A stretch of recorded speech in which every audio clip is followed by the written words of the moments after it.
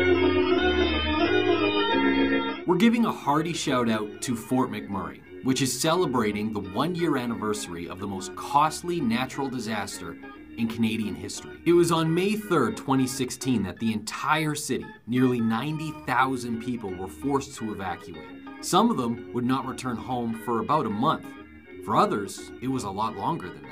The devastation was unmatched, with over 2,400 homes and buildings completely destroyed. Neighborhoods were leveled, left unrecognizable, a tenth of the city gone. Just like that. It was pretty gut-wrenching to sit back and watch that city burn and watch all those people lose everything. And nothing could be done to stop that fire. It would actually be about 2 months before it was even declared under control. They think parts of it could still be smoldering today. However, out of the soot and out of the smoke came something pretty special, as the entire province, the entire country really, banded together to try and get Fort McMurray back on its feet. In the following days, weeks, and months, well over $300 million was donated to the Red Cross by public donation, by federal and provincial governments matching those donations.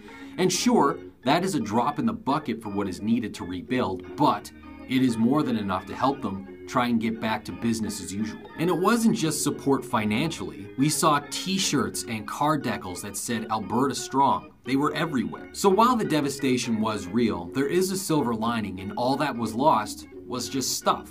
And I know that's easy to say as someone who wasn't there, but it really was just wood, bricks, and mortar that went up in flames. I know in the end, people did lose important things. Photographs, heirlooms, precious memories were gone. However, there were no direct deaths caused by the fire. The entire city was evacuated successfully on a moment's notice. All the credit has to go to the first responders, the firefighters who stayed behind and protected their neighbors' homes as theirs burned to the ground, or the police officers who stayed and helped evacuate schools and hospitals, everybody coming together for the greater good.